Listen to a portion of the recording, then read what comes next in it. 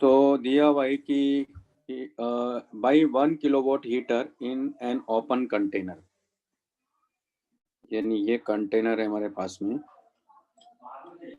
और ये वाटर इसके अंदर और ये हीटर ही मान लो।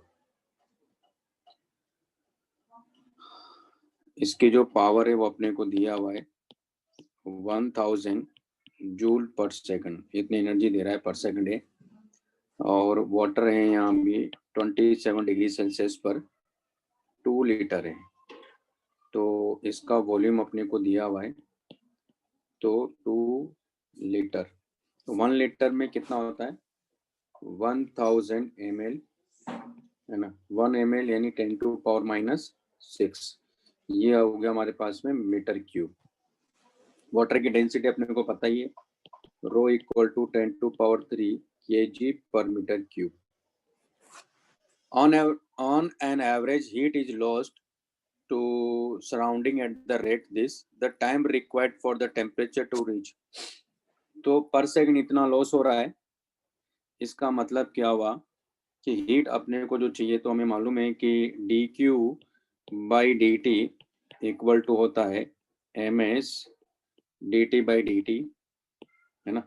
तो इतना इसको पर सेकंड चाहिए, यानी 1000 minus 160 equal to ms dt by dt।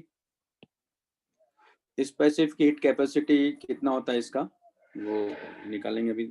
तो आप देख रहे हो कि ये डिफरेंस है ना, तो 1000 minus 160 into T equal to ms into temperature 77 minus 27, है ना। और इसका जो एस ए वो होता है 1 कैलोरी पर ग्राम, है ना, पर डिग्री सेल्सियस। तो इसको 1 कैलोरी इक्वल टू क्या होता है 4.2, यानी ये हो जाएगा अल्टीमेटली कितना हो जाएगा इसकी वैल्यू यहाँ 420, हाँ ठीक है ना, केजी पर डिग्री सेल्सियस। और यहाँ जो मास है 10 रो इंटू वी हो जाएगा। कर लोगे अब, तो आपको यहाँ से टाइम मिल जाएगा, है ना। ठीक है सर। नेक्स्ट हमारे पास में क्वेश्चन नंबर 6।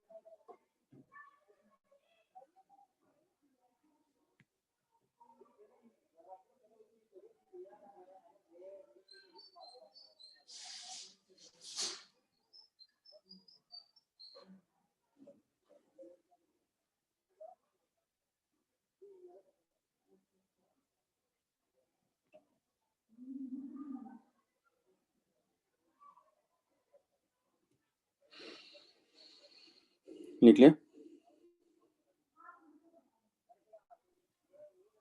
हाँ सर।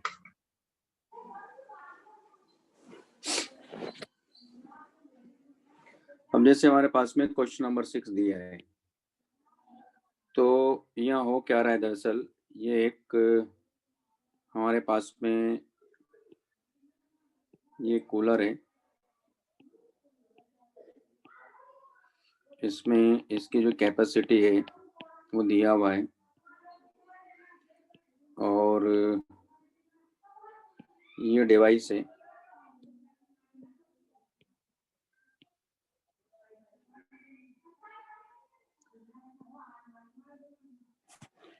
तो ये यहाँ से हॉट वाटर जा रहा है और इधर से कोल्ड वाटर आ रहा है।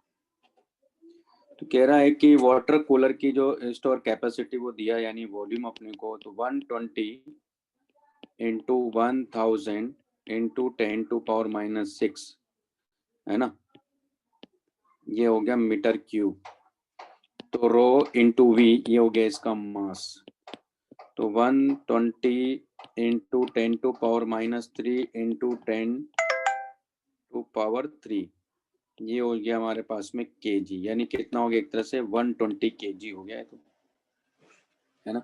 तो 120 केजी हमारे पास में ये इसका मास दिया हुआ है।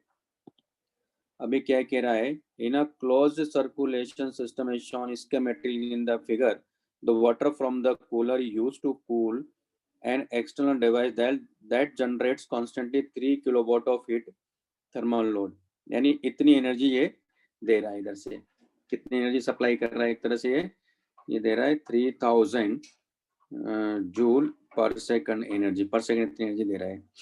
The temperature of water fed into the device cannot नॉट एक्सीड 30 डिग्री, और ये कह रहा है कि entire stored this water is initially equal to 10 degree, तो ये 10 डिग्री है ना। इसका मतलब हुआ कि ये कितना लेके जा रहा है, तो ये हो गया 120 इंटू ये हो गया 4200, टेम्परेचर चेंज कितना दिखा रहा है,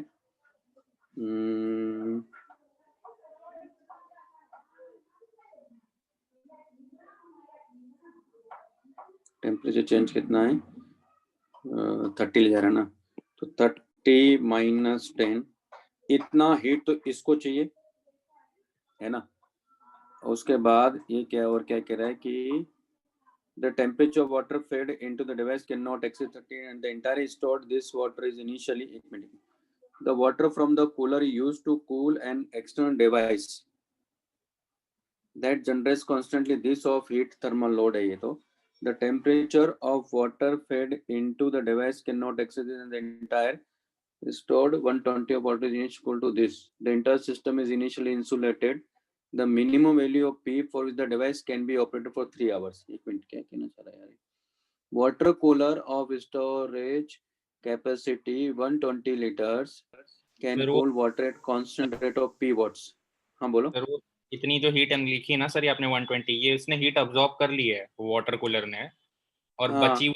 बची हुई पी उतना देगा, तो 3 घंटे में जो दे रहा है ना सर, वो 3 किलोवाट इंटू 3 आवर, मतलब सेकंड में कर देंगे उसको, और फिर ये हाँ, जितनी मतलब हीट अब्जॉर्ब कर रहा है उसको मतलब इतना दे रहा है, मतलब P इंटू 3 है ना, इंटू 60 इंटू 60, इतना हीट वो दे रहा है, जिसमें से ये इक्वल टू, ये कहना चाह रहे हो ना आप।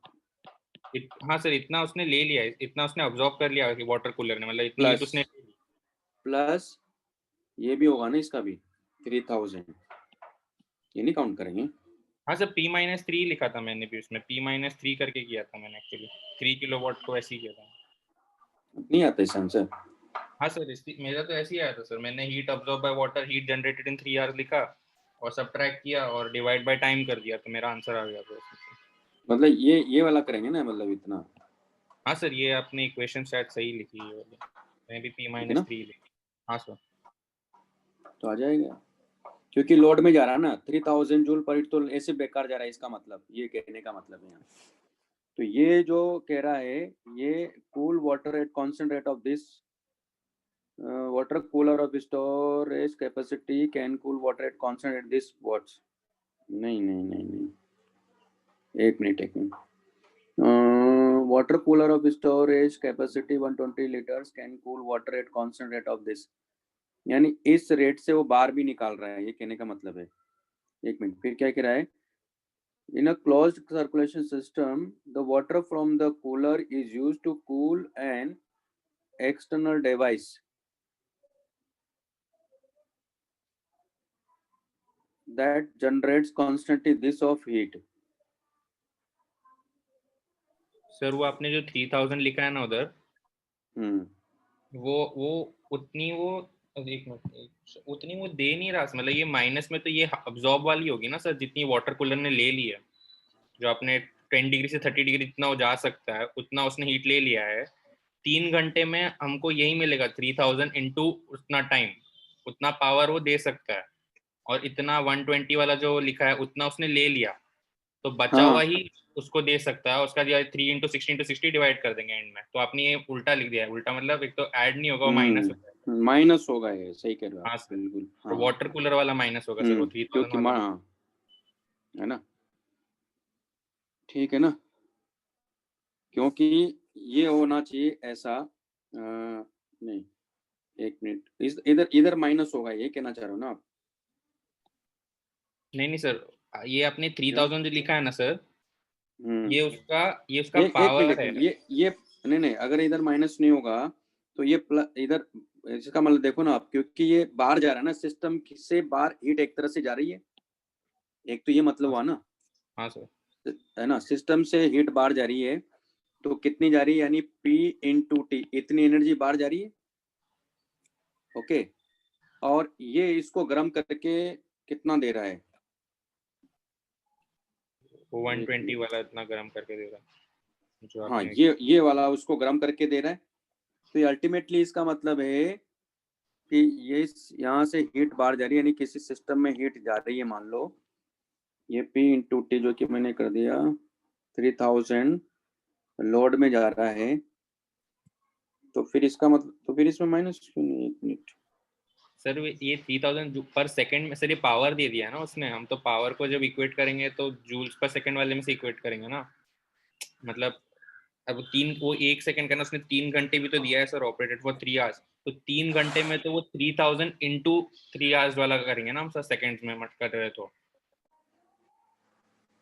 मतलब सर आपने इधर लेफ्ट में पावर इंटू टाइम लिखा है ना सर, P इंटू 3 आवर्स लिखा हुआ है लेफ्ट में, हाँ, और उसके बाद ये जो 120 वाला ये भी एनर्जी अब्सॉर्ब्ड वाला है बाय एमएस डेल्टा टी हाँ, जो है, तो हाँ, ये ये भी 3000। एब्जॉर्ड वाला है। तो इसका मतलब ये तो यहाँ से बाहर जा रहा है, इसका मतलब आपके कहने का मतलब हुआ है कि ये होना चाहिए था, एक मिनट रुको, क्या सर? मतलब ये कह रहे हो कि ये प्लस होना चाहिए और इक्वल टू ये इंटू हाँ 3 हाँ सर, इंटू 60 हाँ इंटू 60 होना चाहिए, हाँ, हाँ सर, ये ठीक है ना, बोला। हाँ क्योंकि सर, ये भी एब्जॉर्ब हो रहा है इसमें, और इसका कुछ पार्ट बाहर जा रहा है एक तरह से, तो अल्टीमेटली कहाँ से मिल रही हो अपने को, यहाँ से मिल रही हो एनर्जी, ठीक है। हाँ सर, ये इसी से आंसर आ जाता है।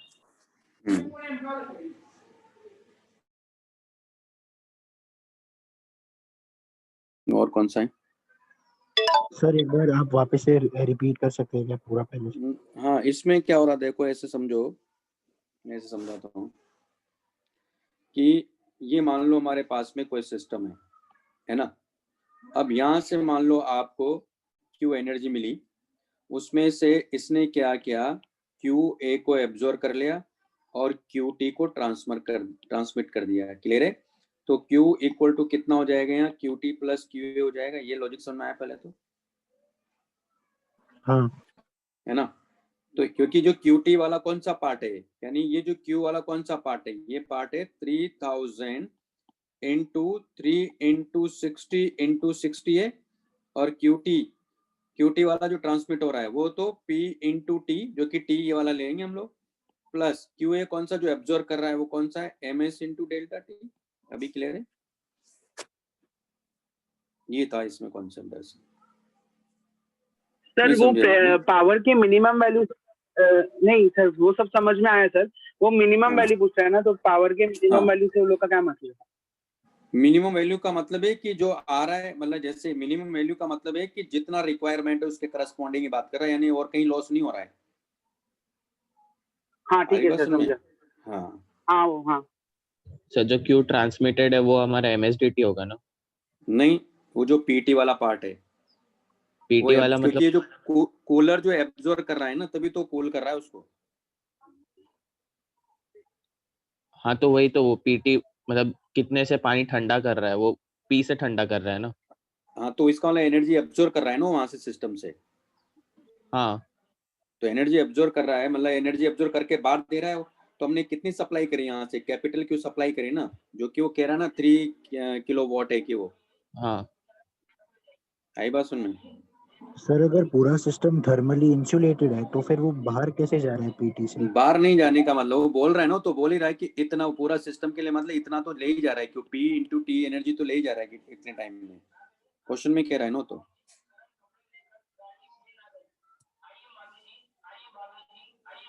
हाँ नहीं समझे। भाई नहीं, इंसुलेटेड का मतलब है कि वो इतना तो बोल ही रहा है ना अपने को, इतना तो लेके जाएगा, वरना वो एनर्जी जा कहाँ रही, फिर वो क्यों बोलेगा ऐसा, वो अगर ऐसा होता तो सर तो जो फिर हीट निकल रही है वो किधर जाती है? कौन सा? जहां भी जा रही होगी, बाहर जा रही होगी, सिस्टम को लेके जा रहा है, वो एनर्जी को लेके बाहर जा रहा है, बाहर फेंक रहा है। सर वो डिवाइस ही हीट हो रहा है ना, वो तो वही लिखा है, बाहर कहाँ जा रही है वो बाहर डिवाइस नहीं हो रहा है ना हाँ, मतलब सर, जो भी बाहर होगा तो नहीं जा रहा है ना। नहीं, बाहर भी नहीं जा रहा है, लेकिन जो एनर्जी है ना टोटल, वो कंजर्व हो रही है, वो इस तरह से कंजर्व हो रही है, ये कहने का मतलब मेरा। हाँ ठीक है ना? हाँ सर ठीक है।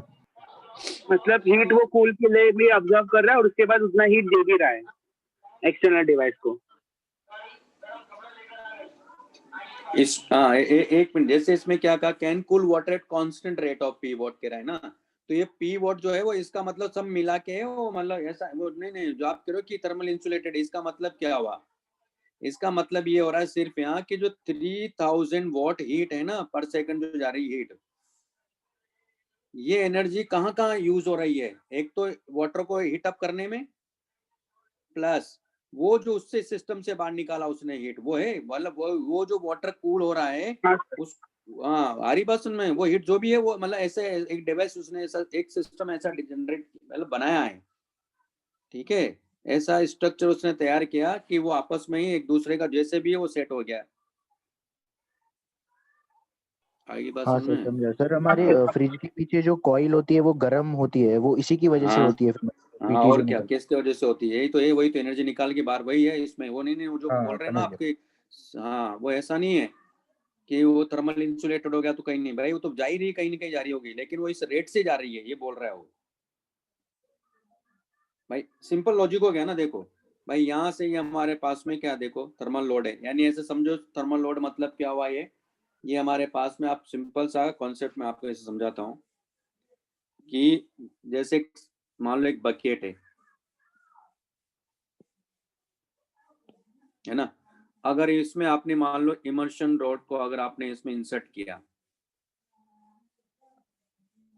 तो इमर्शन रॉड यानी ये जो एनर्जी मिल रहा है इमर्शन रॉड से, वो एनर्जी कौन सा है यहाँ? 3000 जूल पर सेकंड एनर्जी है। आई बात में? अब इसमें से जो भी एनर्जी जा रही है वो P इंटू टी के करस्पॉन्डिंग जा रही है, बाकी का ये एब्जॉर्ब कर रहा है, वो ms डेल्टा टी है। तो यहाँ जो एनर्जी इसको मिल रही है वो एनर्जी क्या है? वो 3000 इंटू टी एनर्जी है, यानी 3000 into T equal to P into T plus ms delta T, ऐसे समझो आप इसको। आगे बात सुनो, अब तो क्लियर हो ही गया होगा यार, इसमें क्या बचा है?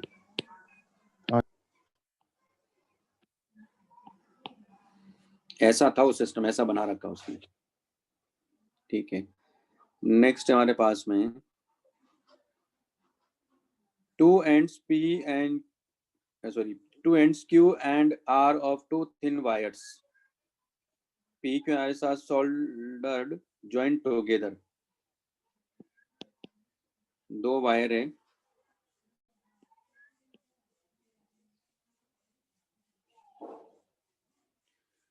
तो कौन कौन सा? Q और R, यानी ये S और ये P. Initially each of the wires has a length of 1 meter, यानी दोनों की जो लेंथ है वो 1 मीटर है, 10 डिग्री सेल्सियस पर।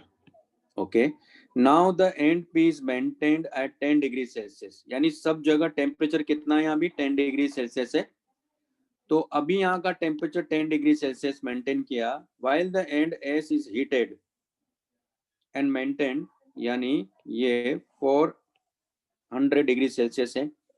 The system is initially insulated from its surroundings, है ना, the system is thermally insulated if the thermal conductivity of wire PQ is twice, यानी ये 2K है और ये K है thermal conductivity, and the coefficient of linear thermal expansion of PQ ये दिया है ना, the change in length of the wire PQ चाहिए। हाँ, अब ये जो क्वेश्चन है इसमें क्या करेंगे, दरअसल हमें क्या बताना है इसमें, change in length of the wire PQ बताना है। तो आपको ये मालूम है कि जैसे आप इधर जाओगे तो टेम्परेचर क्या करता है, डिक्रीज करता है। इनका एरिया क्रॉस सेक्शन सेम है कि नहीं, ये नहीं बोला है ना, तो area of cross thin section wires है सेम तो थिन ही मानेंगे ना, हाँ थिन वायर्स दिया हुआ है तो मानेंगे। हाँ सेम ही मानेंगे, है ना, वरना क्या करेंगे कैसे। तो क्या करेंगे, पहले यहाँ का टेम्परेचर निकालेंगे TQ, ये टेम्परेचर निकाल लेता हूँ। तो कैसे निकालेंगे, क्योंकि हीट इधर ट्रांसफर हो रही है, यानी dQ/dt इक्वल टू KA 400। दरअसल इसमें ये उसका क्वेश्चन था तो यार, इसका हीट ट्रांसफर का, इसने यहाँ डाल दिया है। तो माइनस TQ डिवाइडेड बाई 1, ये इस तरह से ले लेंगे हम लोग, क्योंकि मुझे निकालना है। तो 2KA ये हो जाएगा TQ माइनस 10 डिवाइडेड बाई 1। तो मुझे जैसे यहाँ से TQ मिलेगा, तो इसने थर्मल एक्सपेंशन दे रखा है, TQ मिल निकाल लेंगे हम लोग, कोई दिक्कत नहीं है। अब आगे देखिएगा आप, इन दोनों को सॉल्व करके क्या मिल जाएगा, यहाँ से निकाल देखो पहले। तो K से K कट गया, तो 400 माइनस TQ इक्वल टू कितना आ गया, 2TQ माइनस 20, है ना। ये हो जाएगा 3, इधर हो जाएगा 420 इक्वल टू 3TQ, यानी कितना आ जाएगा भाई, 140 ना, है ना, 140 डिग्री सेल्सियस आ गया। क्लियर है। अब 140 डिग्री सेल्सियस आ गया है, तो यहाँ से आप रिलेशन निकालो, कोई दिक्कत नहीं, मिल जाएगा जो भी है। अब आपको याद होगा, दरअसल यहाँ क्या हो रहा है, आप देखोगे कि हर पॉइंट का टेम्परेचर डिक्रीज करता जा रहा है, और यहाँ का 10 डिग्री सेल्सियस है। तो हर पॉइंट का टेम्परेचर अगर अलग अलग है, तो हर पॉइंट का जो dx एलिमेंट आप लोगे, उस dx एलिमेंट के हर एक पॉइंट के लिए अलग अलग लेंथ का इंक्रीमेंट होगा ना, क्योंकि हर पॉइंट का टेम्परेचर सेम नहीं इंक्रीज हुआ है, हर पॉइंट का अलग अलग हुआ, क्योंकि पहले हर एक का कितना था, 10 डिग्री सेल्सियस था। तो यहाँ क्या करेंगे हम लोग, इधर ले लो मैं, है ना, यहाँ क्या करेंगे, इसमें यहाँ से हम लोग चलेंगे, ये x इक्वल टू 0 मान लेते हैं, है ना, ये x इक्वल टू 1 मीटर मान लेते हैं। हमें लेंथ का इंक्रीमेंट चाहिए, तो डेल्टा x में ले रहा हूँ, है ना। तो यहाँ से डेल्टा x का अगर हम बात करें, तो x पे जाके मैं मतलब डेल्टा x ले रहा हूँ। तो इस डेल्टा x का पहले टेम्परेचर क्या था, 10 डिग्री सेल्सियस, अभी टेम्परेचर क्या है, T डिग्री सेल्सियस, है ना। तो इसकी लेंथ में इंक्रीमेंट कितना होगा डेल्टा x की, यानी डेल्टा x या d डेल्टा l ले लेता हूं मैं इसका। तो ये हो जाएगा डेल्टा l इक्वल टू, इसकी ओरिजिनल लेंथ क्या मानूंगा मैं, डेल्टा x मानूंगा, है ना, इनटू अल्फा मानूंगा, इनटू डेल्टा t। तो डेल्टा t मतलब t माइनस 10 डिग्री मानूंगा ना। तो यहाँ हो जाएगा हमारे पास में डेल्टा l इक्वल टू, ये कितना हो गया, यहाँ ये हो गया dx, और ये हो गया अल्फा t माइनस 10। अब हम क्या करेंगे, t को x के टर्म में लाएंगे, हरी बात समझ में। तो t को x के टर्म में कैसे लाएंगे, क्योंकि मुझे यहाँ का टेम्परेचर पता है, dq तो कांस्टेंट है ही, इस dq को p मान लेते हैं जो कि कांस्टेंट है ना। और तो कोई इंफॉर्मेशन है इसमें, और तो कुछ दे नहीं रखा है, बस इतना ही दिया है ना। हाँ, तो चेंज इन लेंथ pq पूछ रहा है वो। तो यहाँ से ये t निकालना है, तो t कैसे निकालेंगे, t निकालेंगे हम लोग, क्योंकि x पे जा, क्योंकि यहाँ का टेम्परेचर मुझे पता है। तो dq/dt क्या है यहाँ, चलो इसको ले लेते हैं, dq/dt इक्वल टू हो जाएगा KA, और इसको क्या लिखोगे आप, माइनस, मतलब dt/dx लिखोगे ना। तो ये तो कांस्टेंट है, इसको तो मैंने p माना हुआ है, तो p dx माइनस k, और ये क्या लिखा हमने, dt, तो इसको आप लिखोगे 140 से t ना, तो हमारे पास आ गया, और ये p इंटू एक्स ना, इक्वल टू माइनस के ए, और ये t माइनस 140 ना, यहाँ से t निकालो, x की टर्म में यहाँ रख दो, सॉल्व कर लो, इंडिकेट कर लो, आ जाएगा इस वाली इक्वेशन में। मेरे ख्याल से लॉजिक समझ में आ गया होगा मैं क्या कर रहा हूँ। हाँ सर, हो जाएगा। तो ऐसे नहीं कर सकते, alpha is equal to dl upon l naught by into dt रखते हैं ना। तो हम लोग मतलब हम लोग को चेंज इन लेंथ चाहिए ना dx एलिमेंट में, और फिर इसको इंटीग्रेट करेंगे 0 से लेके 1 में। तो अल्फा की वैल्यू तो कांस्टेंट है ना, हाँ उस सेक्शन। हाँ, तो alpha is equal to ds upon l naught into dt। तो जो भी है वो आ हाँ, जाएगा, तो, मतलब ऐसे ही करना है, ठीक है, कोई दिक्कत नहीं, ठीक हाँ, है, कर लोगे ना। हाँ तो ये था कॉन्सेप्ट इसके अंदर। अभी थोड़ा क्या है, अब देखो ये क्वेश्चन जो था, अच्छा जेई एडवांस का था ना, लेन दे तो था ही सारे क्वेश्चन, कैलकुलेशन था बस इसमें।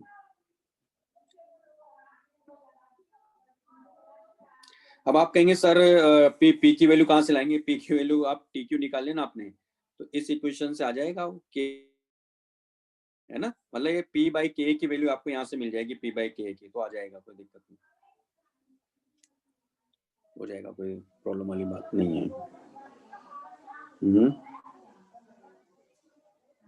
कर लोगे ना भाई? हाँ सर। नेक्स्ट हमारे पास में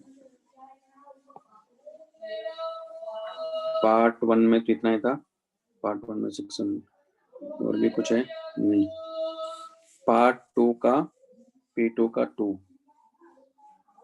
2 बताना है। हाँ, और क्या बताना है? P2 का 2 बताना है, 5 बताना है, 7 बताना है। पार्ट 1 का 2 तो बताया था, तो 2 5 7।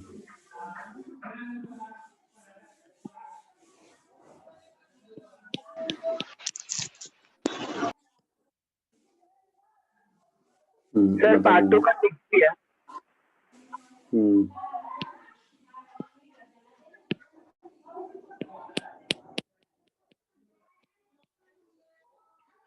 The specific heat capacity of metal at low temperature is given as, यानी अपने को ये दिया हुआ है Cp इक्वल टू, है ना, तो 1 किलो जूल में दिया हुआ है अपने को Cp, तो ये हमारे पास में किलो जूल पर ग्राम पर केल्विन है। यानी अपने को क्या दिया इसने? स्पेसिफिक हीट कैपेसिटी, जो कि ये Sp है मतलब, तो ये किलो जूल में दिया हुआ है, यानी ये हमारे पास में 32 T/400 to power 3। 100 gram vessel of this metal is to be cooled from this to this by special refrigerator operating at room temperature 20 degrees Celsius. The amount of work required to cool the vessel is, ये अपने को बताना है कि कितना work यहाँ किया है ना। तो यहाँ क्या हो रहा है दरअसल, कहने का मतलब ये है, रेफ्रिजरेटर है तो 20K to 4K पे लेके जा रहे हैं, और रूम टेम्परेचर कितना है इसका, यानी 300 केल्विन है ना, और gram vessel of this metal to be cold from 20K to 4K तक इसको लेके जा रहे हैं। तो यहाँ ये इस तरह से हो रहा है, यानी ये रेफ्रिजरेटर है, यानी कूल रीजन है ना, तो यहाँ से एनर्जी एब्जॉर्ब कर रहा है, यहाँ ये वर्क कर रहे हैं हम लोग W, तो यानी Q2 एनर्जी एब्जॉर्ब करके Q1 में लेके जा रहे हैं। तो अब लेकिन इसमें क्या क्या दिया अपने को, इसको कहाँ से कहाँ कूल किया इसने। हाँ, इसमें क्या करेंगे हम लोग, यानी जो Q2 एनर्जी गई है, हरी बात सुन में, और Q1, तो Q1 कहाँ से कहाँ, क्योंकि इसका मतलब फाइनल टेम्परेचर इसका 40K है, सॉरी 4K है, और इसको कहाँ से कहाँ कूल कर रहा है 20K से 4K में, तो इतनी एनर्जी इसने रिलीज करी, है ना। तो कैसे करेंगे,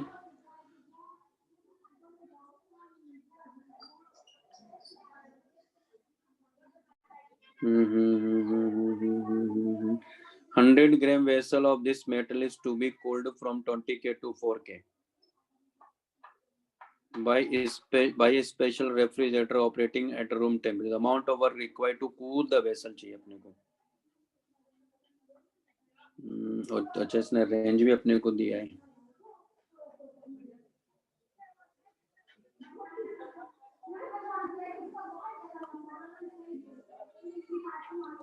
अब इसको कैसे करेंगे आप, क्योंकि 300 इसका दिया है, 4K फाइनल इसका टेम्परेचर है, तो यहाँ जो हीट जा रहा है पर सेकंड वो इसके करस्पॉन्डिंग लिखेंगे, लेकिन इसने इतनी एनर्जी रिलीज करी है।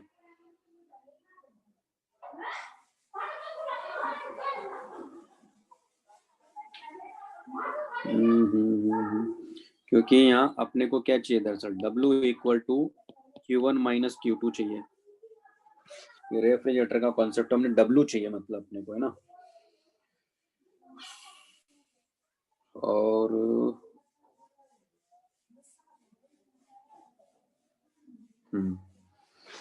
तो यहाँ हो जाएगा Q1 को क्या लिखोगे आप?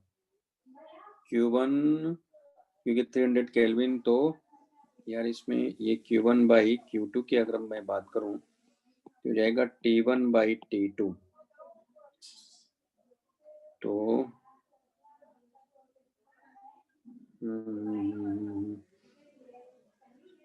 इसमें कैसे ये लेकिन पूरा टेम्परेचर इसका अलग से पढ़ते हैं क्या सर? ये रेफ्रिजरेटर का थ्योरी अलग से पढ़ते हैं?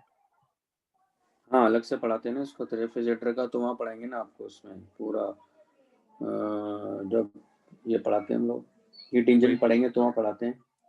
किसी में क्वेश्चन है सर, लेकिन उसमें उसका इससे कोई सिचुएशन नहीं है ना, क्योंकि बीटा का उसमें यूज होता है ना, तो जो भी होगा ऐसा नहीं, लेकिन इसमें टेम्परेचर ये जो लेके जा रहा है ना, तो ऐसा करते हैं पहले, क्योंकि डब्ल्यू अपने को चाहिए, Q1 कैसे निकालें? क्योंकि देखो Q2 जैसे अगर 40 के से 20 के से 4K पे लेके जा रहा है, तो इतनी एनर्जी तो इसने रिलीज करी, ये टोटल एनर्जी रिलीज कर रहा है ना। लेकिन इस पे, लेकिन जो हम लोग इसको यूज करते हैं इस कॉन्सेप्ट को, तो उसमें टेम्परेचर क्या होता है, दरअसल फिक्स टेम्परेचर पे बात करते हैं। लेकिन यार टेम्परेचर 20 के से 4K पे तो इतनी एनर्जी ये रिलीज करेगा। हाँ, ये कैसे निकालेंगे? क्योंकि इसका मतलब फाइनल टेम्परेचर तो इसका 4K है, रेफ कूल या रेफ्रिजरेटर का। बाहर का टेम्परेचर 300 केल्विन है। तो ये एनर्जी हमारे पास में आ रही है इससे। तो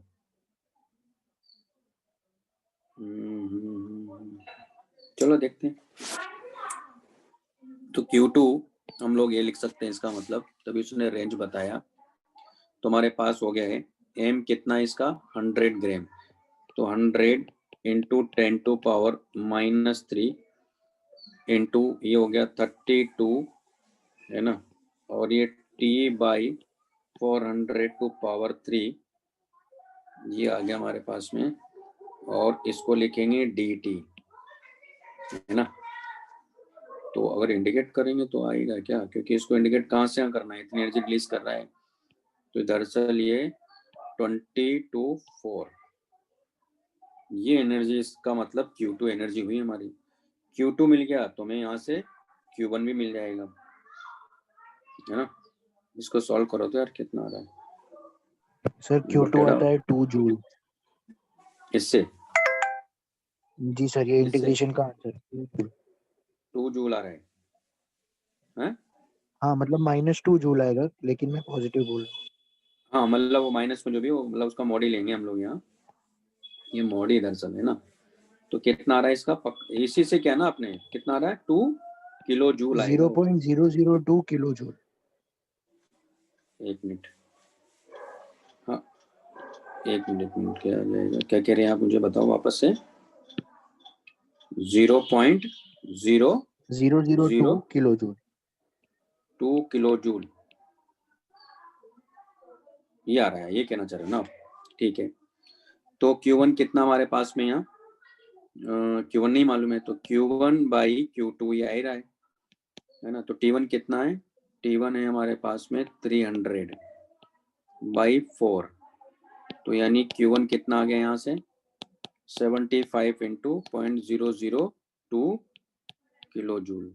ठीक है, तो कितना आ गया भाई, जोड़ो मल्टीप्लाई करो, तो ये आ जाएगा 150 है ना, ये होगा ना। तो पॉइंट ये आ रहा है किलो जूल में, क्लियर। तो ये आ गया Q1। हाँ। तो Q1 माइनस ये करो, कितना आ रहा है लगभग, यानी पॉइंट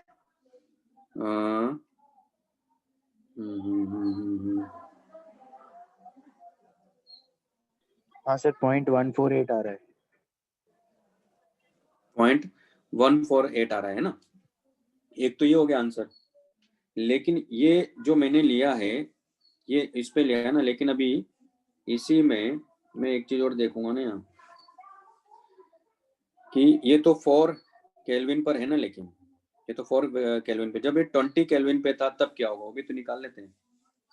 तो हो जाएगा Q1 बाई Q2 कितना है हमारे पास में 0.002 kilo joule equal to T1 कितना है 300/20।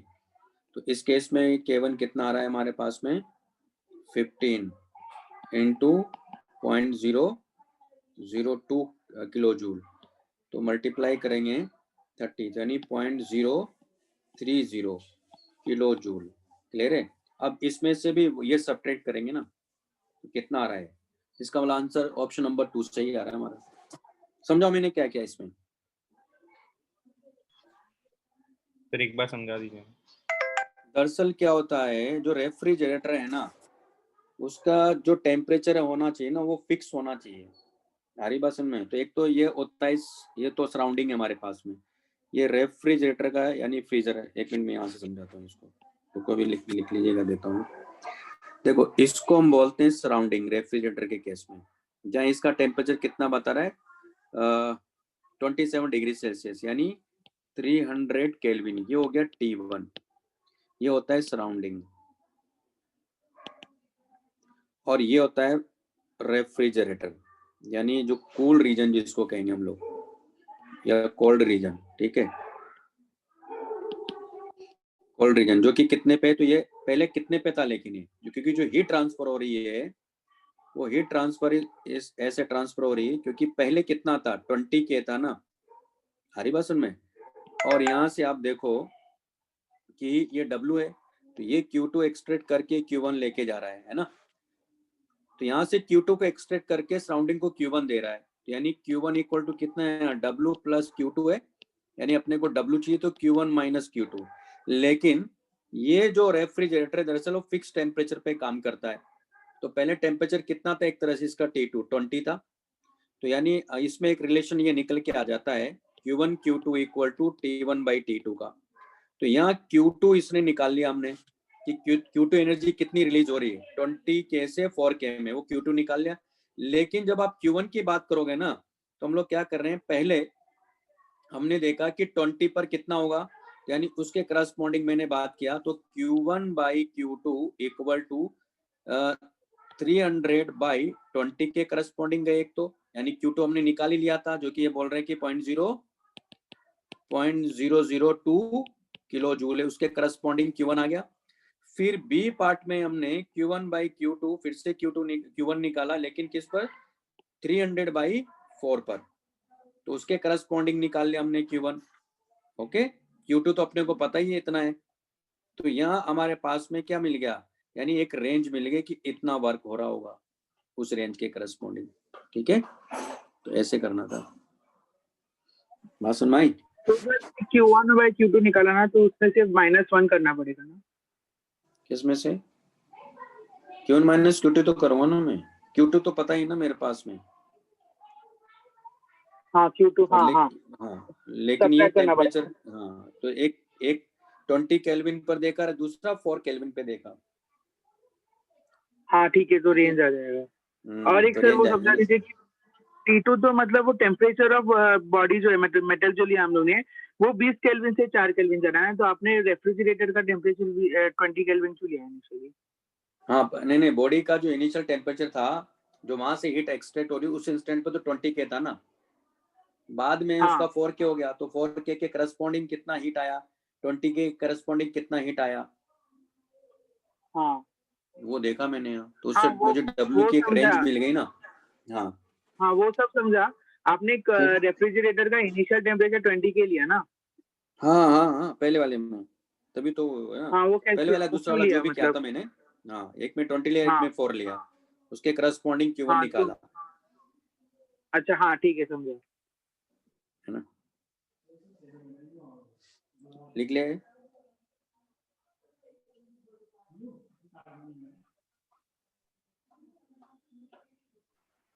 हाँ सर आपने एक बार 20 लिया उसके बाद एक बार 4 लिया ना?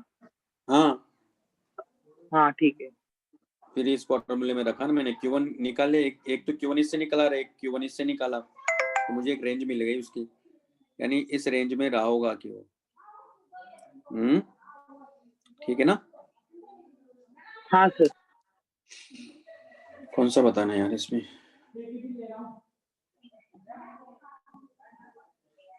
क्वेश्चन नंबर 2 ही हुआ है, तो क्वेश्चन नंबर 5 भी बताना है, 6 भी बताना है। क्वेश्चन 5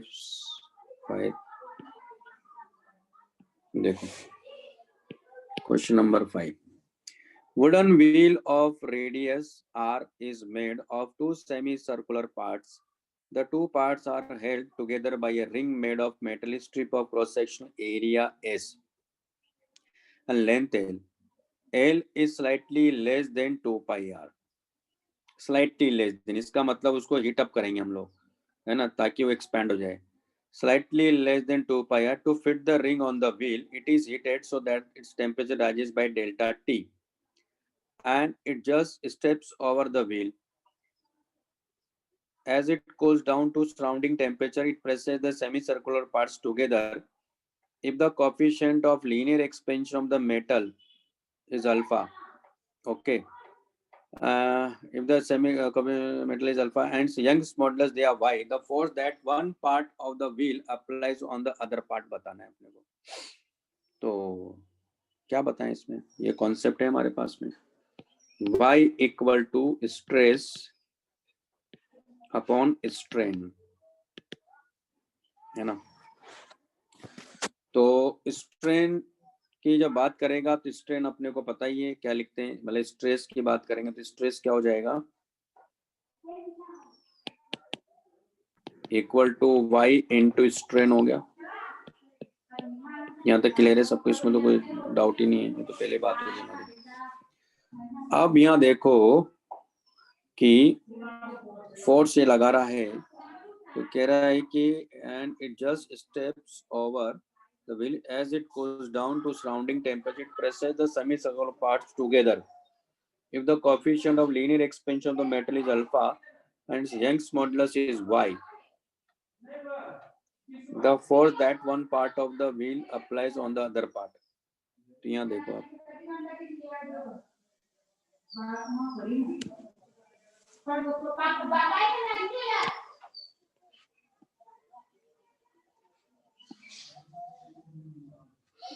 तो आप यहाँ एबीडी बनाओगे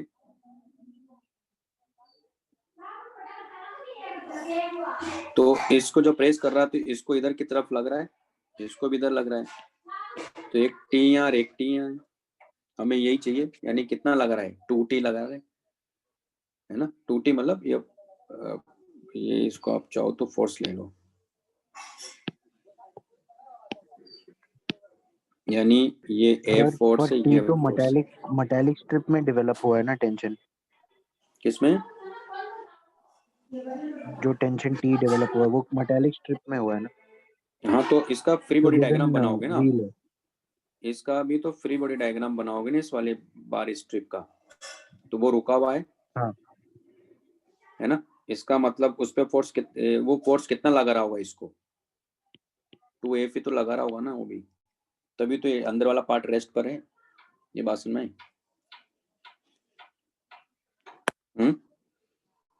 हाँ सर, इतना समझ में आया, पर F कैसे निकालेंगे अब क्या है? हाँ, अब जो F आ रहा है वो देखा जाए तो वो F किसका है, जो F लगा रहा है वो तो इसी का F है ना। ये जो बार जो मेटालिक स्ट्रिप है उसी का तो F है, उसमें जो टेंशन डेवलप हुआ वही तो है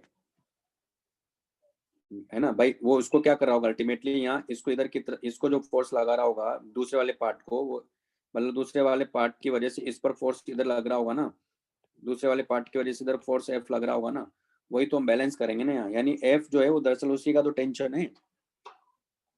तो अगर उसका टेंशन है तो आप यहाँ देखो, इसका मतलब टेंशन ही निकालना है अपने को। तो स्ट्रेन कितना हुआ, तो स्ट्रेन कैसे देखेंगे हम लोग यहाँ, क्योंकि उसकी लेंथ क्या थी पहले देखो, उसकी लेंथ है, कह रहा है कि L is slightly less than 2 pi r है ना। उसकी टोटल लेंथ यानी फाइनली यहाँ स्ट्रेस जो बात करेंगे ना, दरअसल वो स्ट्रेस क्या हो जाएगी, वो दरअसल F/S हो जाएगा ना, ठीक है, F/S हो जाएगा। तो हमारे पास F इक्वल टू कितना आ गया, YS इंटू स्ट्रेन आ गया। अब ये स्ट्रेन हमें निकालना है, तो ये स्ट्रेन लगभग किसके इक्वल हो जाएगी, अल्फा डेल्टा टी। हाँ, अल्फा डेल्टा टी के लगभग हो जाएगी ये, है ना। ये स्ट्रेन जो होगा डेल्टा, जो मतलब स्ट्रेन की जो बात कर रहे हैं हम लोग, मतलब डेल्टा एल बाई एल एक तरह से, तो यहाँ रख दो इसको। तो एफ इक्वल टू क्या हो गया, Y S alpha delta T, और अल्टीमेटली हमें क्या चाहिए, कितना फोर्स लग रहा है, 2F चाहिए, कितना हो जाएगा 2YS अल्फा डेल्टा टी, तो यही आंसर है। सर अभी इसमें हमने जैसे एक पार्ट का दूसरे पार्ट में देखा, तब हमने हाँ। हाफ सेमी सर्कुलर रिंग को एक सिस्टम मान के इस पे फोर्स इक्वेट कर दिया ना, वरना ऐसे हाँ तो हाँ इसलिए नहीं, इसलिए जो हाँ जो रिंग व्हील पे लगा रहा है ईच पॉइंट पे, वो तो इंटरनल हो हम्म, गया, ऐसा मतलब बोलना चाह रहे हाँ हैं ना। हाँ हाँ हाँ बिल्कुल बिल्कुल वही क्या मैंने, यानी यहाँ मैंने जो रिंग, जो मेटल की रिंग है ना, उस पर यहाँ जो टेंशन डेवलप हो रहा होगा, तो ऐसे ऐसे पूरा रिजल्टेंट मिला के एफ एफ ऐसे हो रहा है मान लो, तो उतना ही 2F इसको उधर लग रहा होगा ना, हाँ आगे सर बात समझ में। हाँ सर हाँ, समझ उस तरह से।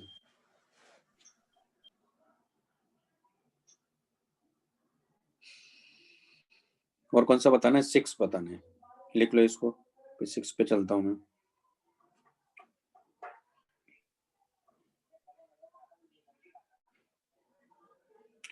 Pendulum clock lose 12 second a day if the temperature, अब देखो पेंडुलम क्लॉक लूज कर रही 12 सेकंड, यानी डेल्टा टी कितना है, 12 सेकंड है, यानी कब होगा, लेकिन जब लूज करेगी, तो लूज करने का मतलब क्या हुआ, कब होता है लूज,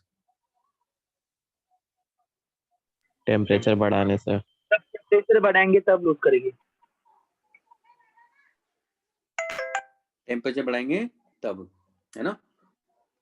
तो ये कह रहा है कि जब 40 डिग्री सेल्सियस लेगा, यानी टेम्परेचर बढ़ाया, और जब टेम्परेचर कह रहा है कि गेन्स 4 सेकंड अ डे, इसका मतलब टेम्परेचर आपने डिक्रीज कर दिया, कम तभी किया तो हुआ उसका, है, हाँ। है ना। हाँ तो बस हो गया क्वेश्चन, फॉर्मूला लगाओ, लिख लो, ये लिख लिया, आगे चलें। हाँ सर। तो यहाँ हमारे पास फॉर्मूला क्या था क्वेश्चन नंबर 6 के लिए, delta T equal to half alpha T delta theta, तो कितना जा रहा है 12 सेकंड, तो हाफ अल्फा कितने में 24 है ना, इंटू 60 इंटू 60 इंटू क्या लिखेंगे 40 माइनस टी, फिर लॉस कितने का हो रहा है, मतलब गेन 4 का हो रहा है, तो क्या लिखेंगे हाफ अल्फा कितने 24 आवर्स में, 60 इंटू 60 क्या लिखेंगे टी माइनस 20, सॉल्व कर लो, यही आंसर है, कर लोगे। हाँ सर हो जाएगा। तो ऐसे करना था इसमें। क्वेश्चन नंबर 7, हाँ बोलिए। अच्छा ठीक है, आप 7 कर दीजिए उसके बाद। Copper ball of mass 100 gram is at temperature T, एक कॉपर बॉल है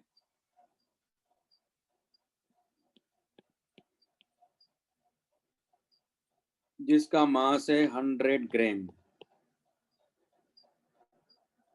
एट टेम्परेचर टी डिग्री से, तो मास तो खैर वैसे भी चेंज नहीं करता है, पहला तो दिमाग में बैठा लो। Copper ball of mass 100 gram is at temperature T, it is dropped in a copper calorimeter of mass 100 gram filled with water 170 gram of water room temperature, consequently the, यानी ये कंटेनर है, ये वाटर भरा हुआ है, तो कह रहा है कि फिल्ड विद वाटर, यानी ये 100 ग्राम का है भी, है ना, और वाटर कितना है इसमें 170 ग्राम वाटर है।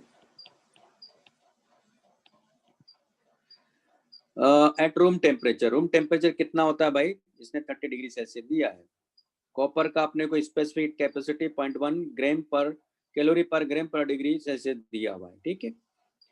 Subsequent temperature of the system is found to be 75, है ना, 75 फाइनल टेम्परेचर है 75, और रूम टेम्परेचर पे ये दोनों मिला के कितना दिया 30 डिग्री सेल्सियस दिया है, ओके। यानी इसको मिलाने के बाद फाइनल टेम्परेचर कितना आ गया सिस्टम का, इसमें क्या बताऊं, बताइए आप, बोलो, ये क्वेश्चन तो होना चाहिए यार।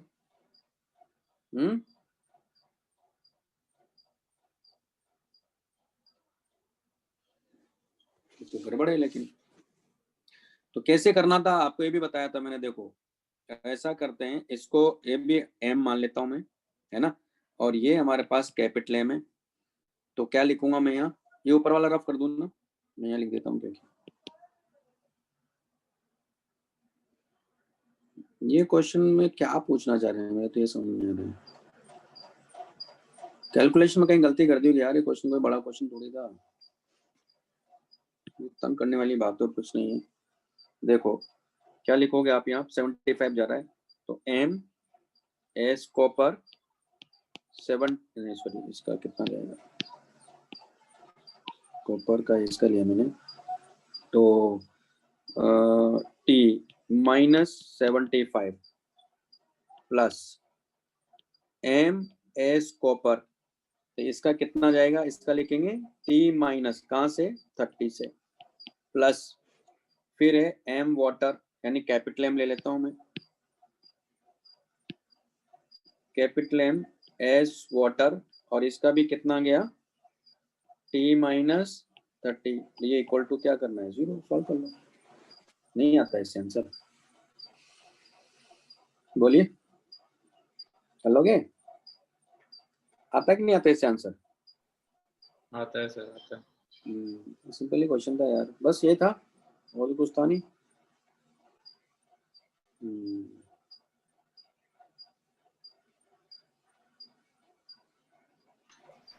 सर चलो भाई, हाँ बोलो। वो आप एक बार एक्सरसाइज 2 पार्ट 1 का एक बार 9th क्वेश्चन आप एक बार देख सकते हैं क्या, मतलब आप मुझे इसमें एक्सरसाइज 2 और हाँ। पार्ट एक्सरसाइज 2 का पार्ट 1 का 9th।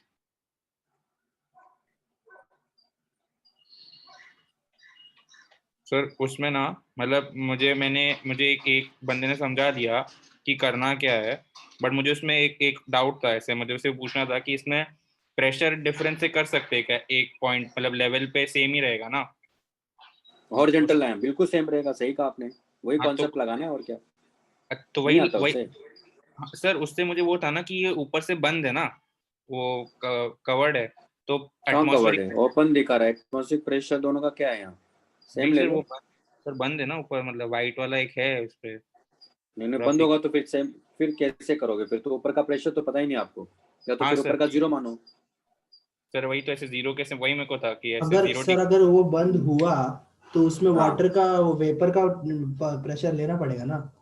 हाँ सर, और एक तो टी हाँ, पे और एक 0 पे है, तो कैसे वो तो। नहीं तो ओपन ही यार, ओपन करके पता नहीं कैसे रुको मैं पढ़ लेता हूँ ना एक बार में भी। Two vertical glass tubes filled with liquid are connected at their lower ends by horizontal capillary tube. One tube is surrounded by a bath containing ice and water at this, and the other by hot water at this. The difference in their height of the liquid in the two columns delta H and the height of the column, कहाँ कहाँ कि उसने ऊपर fix है, वो है, दोनों side P not मानना है आपको,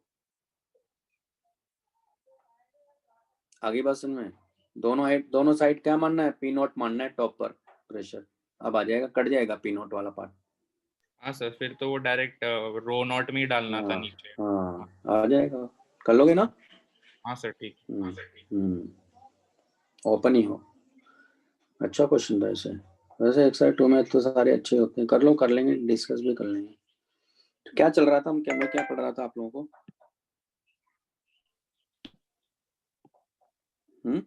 लास्ट क्लास में क्या करवाया था बताइए ना।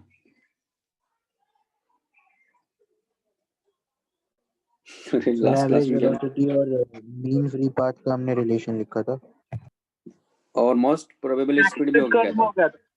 हाँ, मैक्सवेल कर्व हो गया, मैक्सवेल वाला हो गया था, और इंटरनल एनर्जी वाला भी हो गया था। हाँ सर, हाँ इक्विपार्टीशन कर लिया। अच्छा वो कर लिया था ना, हाँ ठीक है।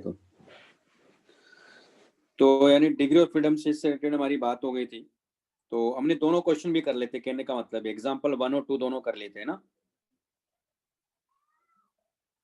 हाँ सर। तो नेक्स्ट हमारे पास में थर्मोडायनेमिक्स।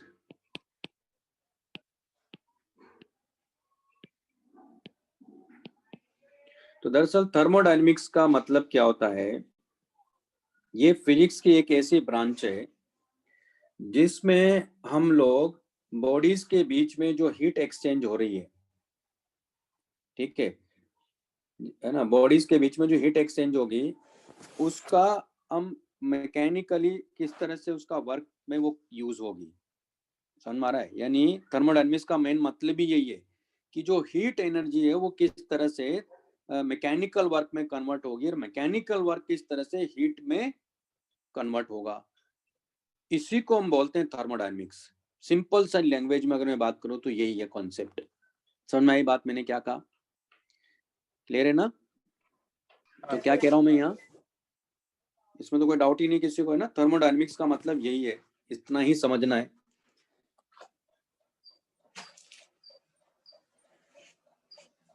यानी एक तरह से कह सकता हूं conversion of heat energy into mechanical energy and vice versa. तो ये जो स्टडी हम लोग करते हैं इसको बोलते हैं थर्मोडायनेमिक्स। ओके, लेकिन यहाँ पहले सिस्टम के बारे में बात करेंगे, क्योंकि थर्मोडायनेमिक सिस्टम होता है तभी हम लोग आगे की बात करेंगे। ठीक, तो पहले सिस्टम समझ लेते हैं। तो हम लोग यहाँ थर्मोडायनेमिक सिस्टम के बारे में बात करेंगे। तो थर्मोडायनेमिक सिस्टम क्या होता है?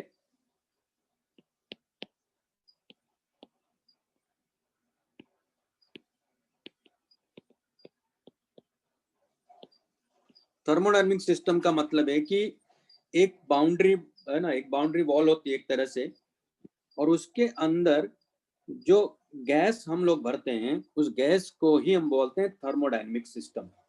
यानी वो जो गैस होगी वो कुछ बाउंड्रीज में क्या होगी, ट्रैप होगी। तो वो जो गैस है ना उस बाउंड्रीज के अंदर जो ट्रैप हो रही है उसी को हम बोलते हैं सिस्टम। और बाउंड्रीज के बाहर जो भी होता है उसको हम बोलते हैं सराउंडिंग। क्लियर है? यानी सिंपल लॉजिकल तरीके से अगर मैं कहूँ तो मैं कहूंगा कि कंटेनर है और उसमें एक पिस्टन है, ठीक है, यानी उसके अंदर गैस है, उसके बाहर क्या है, पूरा सराउंडिंग है। तो जो अंदर है उस पिस्टन, मतलब उस पिस्टन और सिलेंडर के अंदर जो भी मटेरियल भरा हुआ है उसको बोलते हैं सिस्टम। क्लियर है पॉइंट? तो यहाँ हम दो नहीं तीन तरह के सिस्टम की बात करते हैं। एक होता है ओपन सिस्टम,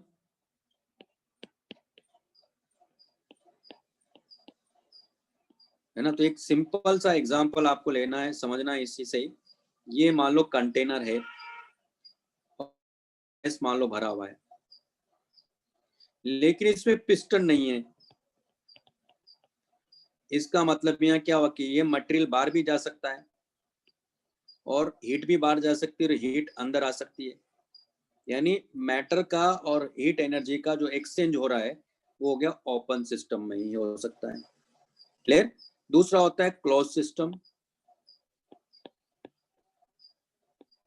क्लोज सिस्टम में क्या होगा कि हीट एनर्जी एक्सचेंज हो जाएगा सिस्टम और सराउंडिंग के बीच में, लेकिन जो मैटर इसके अंदर है ना, उसमें वो सराउंडिंग के साथ एक्सचेंज नहीं होगा, यानी उसके नंबर ऑफ मोल्स फिक्स होंगे।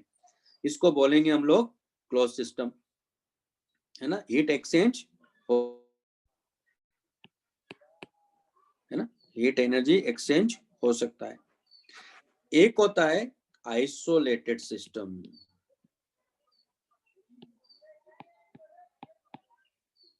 आइसोलेटेड सिस्टम जिसमें न तो हीट एनर्जी एक्सचेंज होगा न मैटर एक्सचेंज होता है।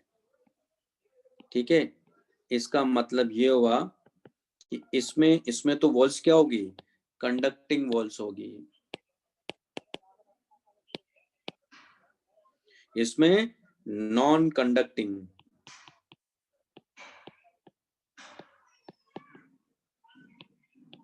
वॉल्स एंड पिस्टन, ठीक है ना। तो इसमें न तो मैटर एक्सचेंज होगा न हीट एनर्जी एक्सचेंज होगा। मेरे ख्याल से बात समझ में आ गई होगी। सर एडियाबैटिक कंटेनर और आइसोलेटेड सिस्टम मतलब वो सेम ही मीनिंग हुआ उसका? सेम ही मीनिंग बोल सकते हो आप, है ना। और सर ये या वॉल्स को एडायमेटिक वॉल्स भी बोल सकते हैं ना? इनको ये नॉन कंडक्टिंग वॉल्स मतलब एडायमेटिक वॉल्स एक ही चीज है, अलग अलग है? हाँ, एक ही चीज है, एक ही चीज है, कोई कंफ्यूजन ही नहीं है। ठीक, मेरे ख्याल से बात समझ में आ गई होगी।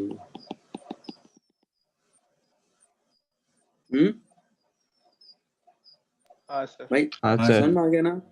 हाँ, नेक्स्ट चलें। हाँ सर। तो नेक्स्ट अब हमारे पास में, क्योंकि हम लोग इंटरनल एनर्जी के बारे में बात कर चुके हैं, अब हम लोग यहाँ बात करेंगे किसके बारे में? वर्क के बारे में। तो वर्क डन बाय गैस के बारे में बात करेंगे हम लोग। वर्क डन बाय गैस के बारे में बात करेंगे पहले, और यहीं से हम लोग जो इंडिकेटर डायग्राम होते हैं उसके बारे में बात करेंगे हम लोग, है ना। तो पहले इसी के बारे में समझ लेते हैं, फिर उस पॉइंट पर भी आएंगे। तो वर्क डन बाय गैस के बारे में बात करना है। तो मान लो कि ये हमारे पास में ये कंटेनर है,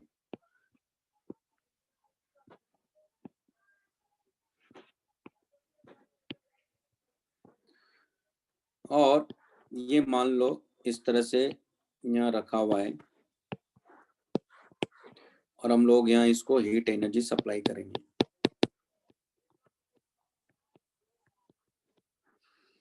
ठीक है, और यहाँ ये पिस्टन लगा हुआ है मान लो। अब बाहर कौन सा फोर्स है नहीं है उसके बारे में बात नहीं कर रहा हूँ मैं, क्योंकि वहाँ स्प्रिंग हो सकता है, वो वेट रख सकते, कुछ भी हो सकता है, पिस्टन का मास हो सकता है, कुछ भी हो सकता है। हम उसके बारे में बात ही नहीं करना है ना। यानी अगर मैं कहूँ कि किसी इंस्टेंट पर इसमें प्रेशर पी है, तो मैं तो वर्क डन बाय गैस निकालना है। तो अगर इस पिस्टन का एरिया में ए मानता हूँ, तो आपको ये मालूम है कि इसको फोर्स यहाँ P इंटू ए लगेगा, और वो हमेशा इस पिस्टन के सरफेस के परपेंडिकुलर लगेगा, है ना। तो अगर इसकी वजह से मान लो इसका डिस्प्लेसमेंट होता है dx, यानी ये जो डिस्प्लेसमेंट यहाँ हो रहा है वो है मान लो dx। तो dx इस स्मॉल डिस्प्लेसमेंट के लिए आपको ये मालूम होगा, कुछ बच्चों को तो पता ही है, स्मॉल डिस्प्लेसमेंट के लिए कोई भी वेरिएबल क्वांटिटी जो होती है उसको हमेशा कांस्टेंट मानते हैं। इसका मतलब इसका प्रेशर P ही बना रहेगा, तो P इंटू ए फोर्स बना रहेगा। यानी गैस ने कितना वर्क है यहाँ, तो ये हो जाएगा dW equal to P into A, ये तो फोर्स हो गया, इंटू dx ना। तो ये वर्क डन बाय क्या आ गया? गैस आ गया। तो P इंटू ए dx, इसको क्या लिख सकते हो? ए dx को, ये हो गया दरअसल dV। तो P इंटू पी है ना, P इंटू dV, इसी को हम बोलते हैं वर्क डन बाय गैस, है ना। तो ये होता ही है, क्योंकि कॉन्सेप्ट क्या है कि जिस पॉइंट पर फोर्स लग रहा है उस पॉइंट का डिस्प्लेसमेंट इनटू फोर्स, यानी force into displacement of the point of application of the force, that is called work, है ना। तो उसको लिखते हैं हम लोग, मतलब एक ही डायरेक्शन में, तब नहीं तो ऐसे तो F vector dot D R vector लेते हैं हम लोग। तो डी आर वेक्टर क्या है? Displacement of the point of application of the force होता है। तो यहाँ फोर्स और डिस्प्लेसमेंट एक ही डायरेक्शन में है, तो ये वर्क आ जाएगा। ये बात समझ में आ गई?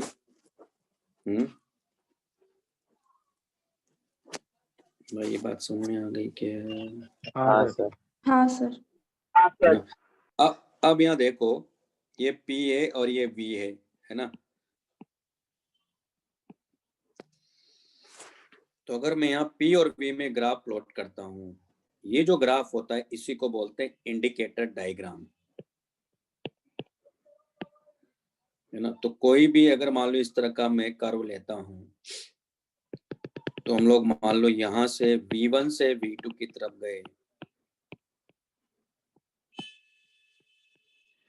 तो आपको ये मालूम है कि अगर मैं यहाँ से x मतलब V पे जाके अगर dx एलिमेंट लेता हूँ, यानी V पे जाके dV एलिमेंट लेता हूँ, ये कहने का मतलब मेरा ये है। तो आपको मालूम है इसके करस्पॉन्डिंग क्या होगा, यहाँ P होगा। इस स्ट्रिप का एरिया क्या होता है? PdV होता है ना। तो ये एरिया क्या हो गया, यानी PV कर्व में एरिया अंडर दी कर्व क्या देगा आपको? Work done by the gas देगा। ठीक है, तो ये हो गया एरिया अंडर PV कर्व, और ये इक्वल टू क्या हो जाएगा? वर्क डन बाय गैस होगा। ठीक है, ये कॉन्सेप्ट है। और इसको क्या बोलते हैं हम लोग, ये इंडिकेटर डायग्राम है।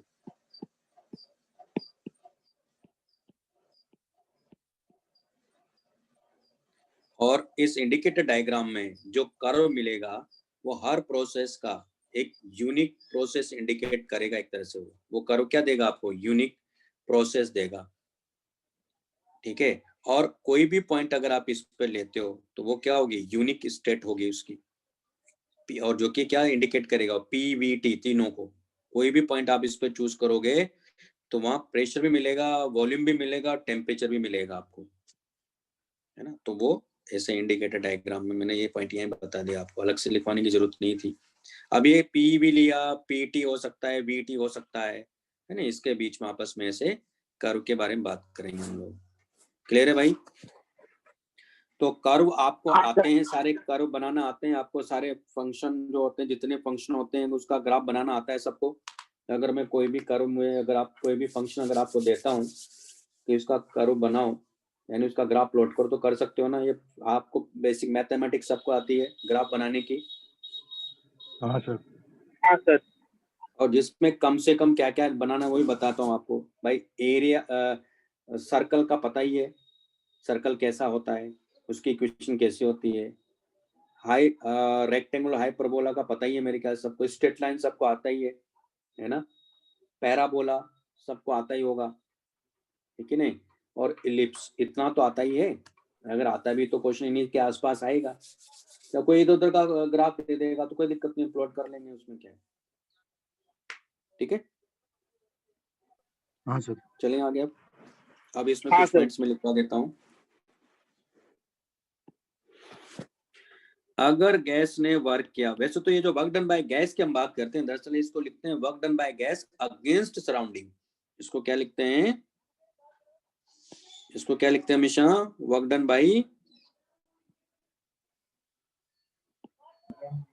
Gas.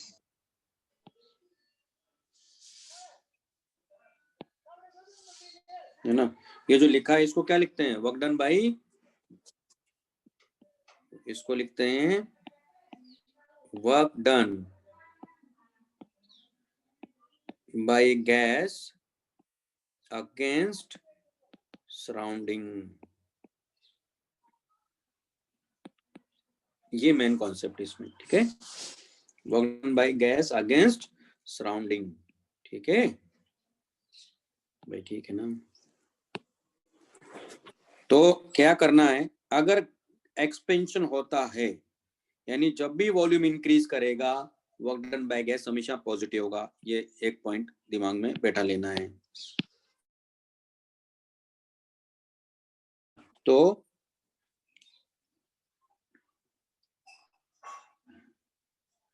During expansion,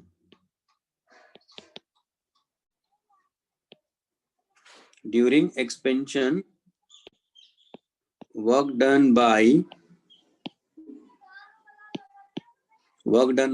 gas is always positive, ठीक है। During compression,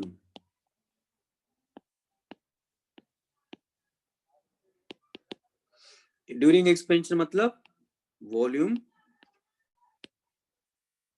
increases,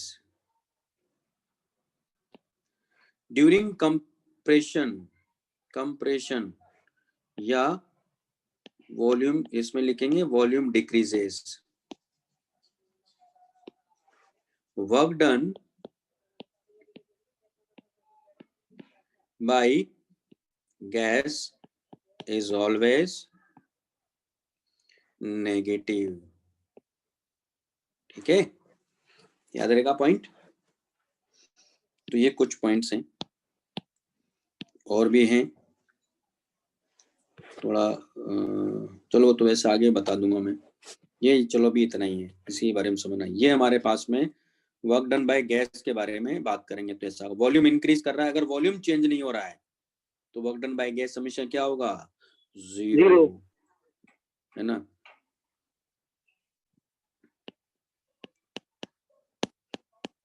neither compression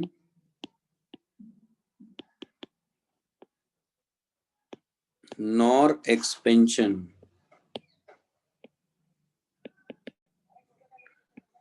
Then work done by gas is 0. यानी वॉल्यूम भी इंक्रीज नहीं कर रहा है, वॉल्यूम भी डिक्रीज नहीं कर रहा है. वॉल्यूम अगर फिक्स है तो वर्क क्या होगा? हमेशा 0 होगा. अभी अभी हमने सिंपल कॉन्सेप्ट पढ़ा है ना, हमें वर्क निकालने का कॉन्सेप्ट पे ज्यादा ध्यान देना है कि वर्क के केस में क्या हो रहा है कि डिस्प्लेसमेंट होना चाहिए. डिस्प्लेसमेंट नहीं हो रहा है तो वर्क नहीं हो रहा है, सिंपल है ना. ये समझना है. यानी पिस्टन का डिस्प्लेसमेंट नहीं हो रहा है तो वर्क नहीं हो रहा है. अगर डिस्प्लेसमेंट हो रहा है तो वर्क हो रहा है. ये समझना है. ठीक, तो आज इतना ही करेंगे. नेक्स्ट क्लास में हम लोग फर्स्ट लॉ ऑफ थर्मोडायनेमिक्स के बारे में बात करेंगे. तो ये हो गया.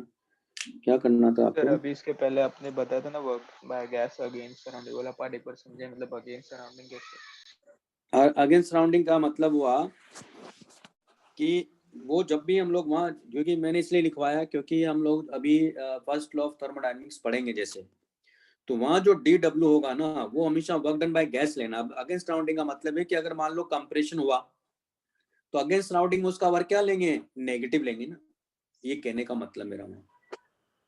मान लो कंप्रेशन हुआ तो सराउंडिंग इसके ऊपर वर्क किया गैस के ऊपर, लेकिन गैस ने उसके अगेंस्ट तो वर्क तो नेगेटिव किया है. तो वो कंफ्यूजन नहीं होना चाहिए. ठीक है. और दूसरा सर मुझे एक डाउट था. हाँ, पहले मैं सर जब हम बोलते हैं कि मान लो अब जैसे मैंने कहा अगेंस्ट सराउंडिंग, जैसे एक मैं केस लूंगा फ्री एक्सपेंशन. उसमें आप देखोगे कि जो पिस्टन है, मतलब एक साइड जहाँ गैस है उसके दूसरे साइड वैक्यूम होगा. तो जब वैक्यूम है तो कोई फोर्सेस ही नहीं है तो वो अगेंस्ट सराउंडिंग वर्क करेगा क्यों? तो उस केस में वर्क 0 आता है. इसलिए वो स्टेटमेंट यहाँ लिखवा दिया ताकि मैं आपको वो जस्टिफाई कर सकूं. हाँ, अब बोलो. हाँ सर, मैं बोल रहा था कि अगर हमने एक ब्लॉक फ्रिक्शनलेस सरफेस पे रखा और उस पे एक फोर्स F लगाया, हाँ, तो हम बोलते हैं कि वर्क हुआ है कुछ. तो इधर फ्री मतलब वैक्यूम में इधर क्यों बोलते हैं कि वर्क नहीं हो रहा है? Point of application of force भी मूव कर रहा है, प्रेशर फोर्स भी लगा रहा है, तो ऐसा क्यों? मतलब डेफिनेशन क्या है? नहीं, उसका रीजन ये है कि क्योंकि जब कोई फोर्स होगा ही नहीं वहां उसके अगेंस्ट में, तो वो इतना रैपिड प्रोसेस होता है हरिवासन में, तो वो रैपिड होके पूरा क्या करता, पूरा सडनली, मतलब आप देखोगे फ्रैक्शन ऑफ सेकंड्स में पूरा का पूरा वो प्रेशर चेंज कर देता है इमीडिएटली. उसमें जो भी कंटेनर लेंगे, पूरा क्लोज कंटेनर जो होगा उसमें पार्टीशन होगा, तो उसके अगेंस्ट जो जब आपने कहा ना कि वैक्यूम ही नहीं है, मतलब वैक्यूम है मान लो, तो ये डेफिनेटली क्या होगा कि उसमें सडनली प्रोसेस होता है वो. तो जब सडनली प्रोसेस माने जाते हैं ना तो उसमें वर्क 0 माना जाता है.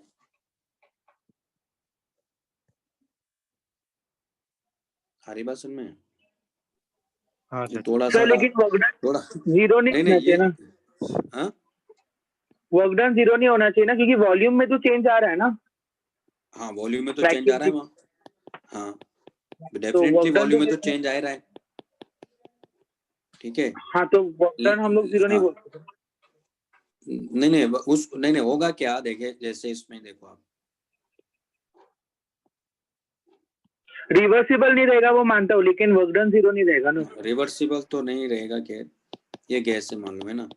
अब हम जब कोई भी वर्क की बात करते हैं गैस के, तो सराउंडिंग में तो कुछ हो ही नहीं रहा है.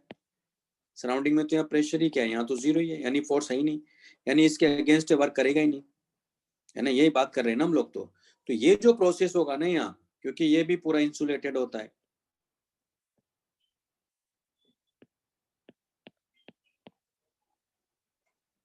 ये भी पूरा इंसुलेटेड होता है. तो ये जैसे आप इसको यहाँ से, मतलब अगर इसको रिमूव करोगे एक तरह से, तो ये एक तरह से रैपिड प्रोसेस होता है, इसलिए इसको बोलते हैं फ्री एक्सपेंशन. फ्रीली ये गैस का एक्सपेंशन हो रहा है, यानी किसी के अगेंस्ट वर्क नहीं कर रहा है ना. तो ये अलग ही प्रोसेस है, इसलिए इसको किसी के साथ मिक्स किया ही नहीं उन्होंने, इसलिए इसको नाम ही फ्री एक्सपेंशन रख दिया है. सर पर जब गैस का एंट्रोपी बढ़ रहा है तो वो एनर्जी उसके पास आ कहाँ से रहा है कि जब वो मतलब एक्सपेंड कर रहा है वॉल्यूम अपना? टेम्परेचर तो इसका, अच्छा इस केस में टेम्परेचर भी नहीं बढ़ता है, टेम्परेचर भी कांस्टेंट होता है. इसमें टेम्परेचर चेंज नहीं होता है। हरी बस में, यानी इसकी इंटरनल एनर्जी चेंज नहीं होती है। क्लियर? यानी इसकी टोटल एनर्जी कांस्टेंट बनी रहती है।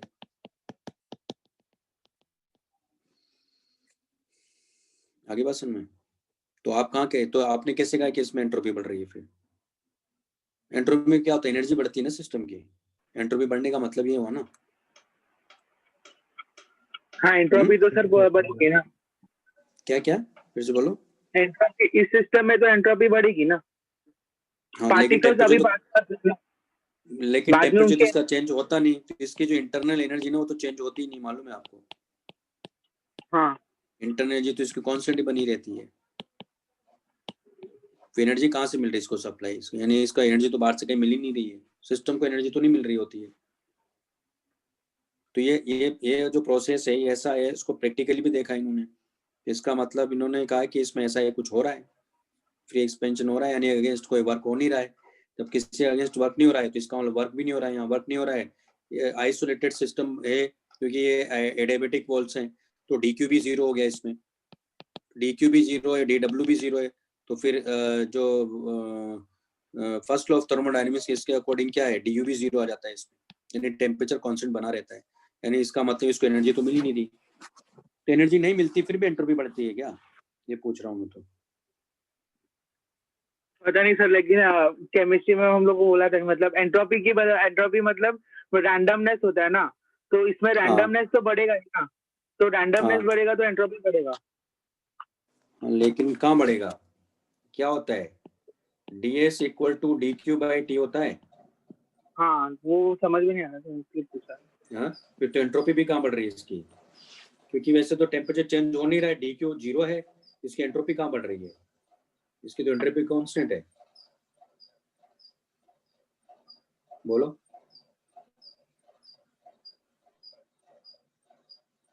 हाँ सर ठीक है। आई बात समझ में? ये होता है ना एंट्रोपी का फॉर्मूला। हाँ सर यही होता है। तो DQ तो जीरो है, टेम्परेचर कांस्टेंट है, तो इसकी एंट्रोपी का इंक्रीज करेंगे। और फिर भी ऐसा है तो मैं भी सोचता हूँ, कोई नहीं, अभी ऐसा थोड़ी कि हम फाइनल कंक्लूजन में पहुंच गए, लेकिन जो कॉन्सेप्ट मुझे भी पता है उसके हिसाब से तो इसमें DS तो जीरो आ रहा है। DS जीरो आने का मतलब क्या है? क्योंकि ये तो चेंज होता है ना।